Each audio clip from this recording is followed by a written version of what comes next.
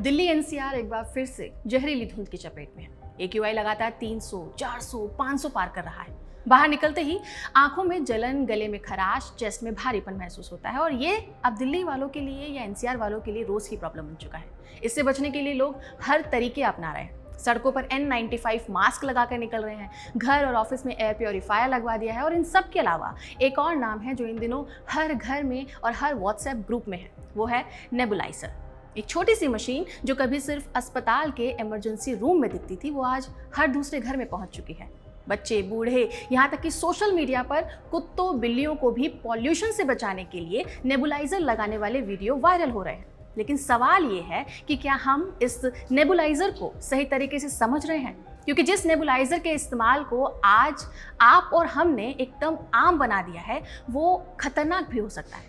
तो चलिए इसी सवाल का जवाब ढूंढते हैं कि आखिर नेबुलाइजर होता क्या है, इसका इस्तेमाल कब और कैसे करना चाहिए, और सबसे बड़ा सवाल कि क्या पॉल्यूशन में नेबुलाइजर सच में फायदेमंद है या हम अपने बच्चों को, खुद को अनजाने में नुकसान पहुंचा रहे हैं। नमस्कार, मैं हूं डिम्पिका और आप देख रहे हैं खबर गांव। शरीर में कहीं भी दर्द हो, बुखार हो या कोई भी दिक्कत होने पर हम दवा खाते हैं और थोड़ी देर में आराम मिल जाता है। लेकिन सांस और फेफड़ों की समस्या के दौरान दवा या इनहेलर लेना थोड़ा सा लॉन्ग प्रोसेस हो जाता है। पहले दवा पेट में जाएगी, फिर खून में घुलेगी और फिर धीरे धीरे आपके फेफड़ों तक पहुंचेगी। ऐसे में काम आता है नेबुलाइजर की मशीन, जिसमें लिक्विड दवा डालने से एक स्टीम बनती है जो सीधे आपके नाक के रास्ते से होते हुए फेफड़ों तक पहुंच जाती है और यही कोई 8 से 10 मिनट में आपको दवा का असर दिखना शुरू भी हो जाता है।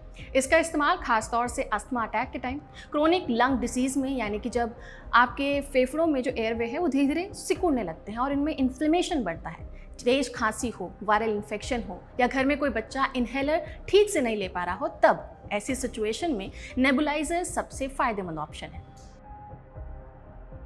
नेबुलाइजर में जनरली कुछ खास दवाएं इस्तेमाल होती हैं। दिल्ली में इस समय जो सबसे ज़्यादा इस्तेमाल होने वाला कॉम्बो है वो है बर्डकोट, जो कि एक स्टेरॉइड है और उसके साथ इस्तेमाल होता है लेवोलिन या फिर एस्थलीन। ये एक तरह का ब्रोंकोडायलेटर है जो कि आपकी सांस की नलियों को खोलने में मदद करता है। कुछ लोग इसमें ड्यूलिन भी मिला देते हैं जो बेसिकली 2 दवाओं का और स्ट्रॉन्ग मिक्सचर होता है। इसकी एक स्पेसिफिक डोज होती है। 2 से 4 साल के बच्चों को ज़्यादातर 0.5 mg बर्डकोट के साथ 2.5 mg लेवोलिन दिया जाता है और बड़ों को लगभग 1 mg बर्डकोट दिया जाता है। लेकिन कुछ लोग खुद ही इसकी डोज को बढ़ाकर देने लगते हैं। उन्हें लगता है कि दवा जितनी ज़्यादा होगी, राहत उतनी जल्दी मिलेगी। ये सोच बिल्कुल वैसी ही है जैसे बुखार में क्रोसिन कम लग रही हो तो आपको लगता है कि चलो 2 डिस्प्रिन और ले लेते हैं, जल्दी बुखार उतर जाएगा। लेकिन ऐसा करने से आपको साइड इफेक्ट्स हो सकते हैं, फायदा नहीं होता है। नेबुलाइजर को पहले सिर्फ हॉस्पिटल के इमरजेंसी रूम्स या फिर ICU में देखा जाता था। वो अब दिल्ली NCR के ज़्यादातर घरों में BP मशीन और ग्लूकोमीटर के बाद मिलने वाला तीसरा मैंडेटरी गैजेट है।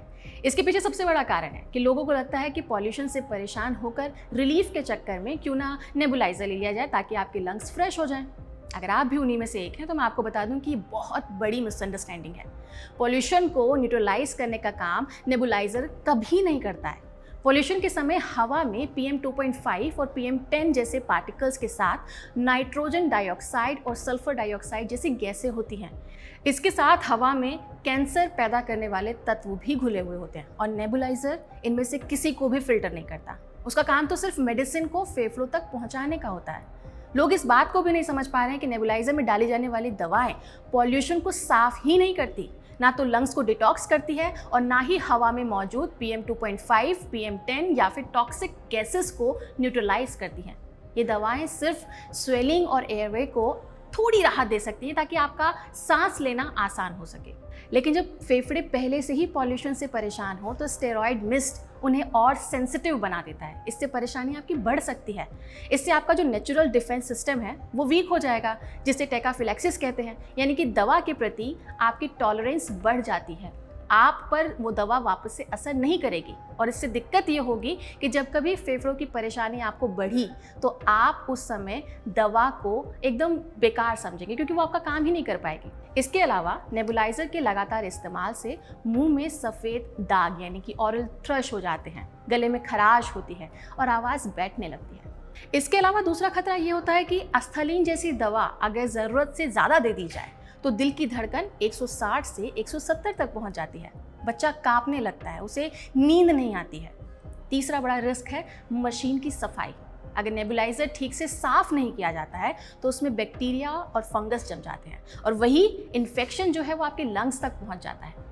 एम्स दिल्ली की स्टडी में बताया गया है कि घरों में रखे लगभग 70% नेबुलाइजर बैक्टीरिया से कंटामिनेटेड पाए गए हैं। मतलब लोग रिलीफ के नाम पर जिस मशीन का इस्तेमाल कर रहे हैं ना, वही इन्फेक्शन का रिस्क बढ़ा रही है। इसलिए नेबुलाइजर को इमरजेंसी टूल की तरह इस्तेमाल करना एक बारी को सही है, लेकिन पॉल्यूशन में बढ़ता इसका इस्तेमाल आपकी समस्या को बढ़ा सकता है। इसलिए सतर्क हो जाइए। बिना डॉक्टर की परमिशन के इसका इस्तेमाल मत कीजिए। आप डॉक्टर नहीं हैं। डॉक्टर एक स्पेसिफिक जो डोज होती है उसके साथ आपको ये सजेस्ट करेगा कि आपको या आपके बच्चे को नेबुलाइजर लेना है या नहीं। फिलहाल इस खबर में इतना ही। इस वीडियो को शूट किया है आनंद ने। मैं हूँ डिम्पिका और आप देख रहे थे खबर गाँव।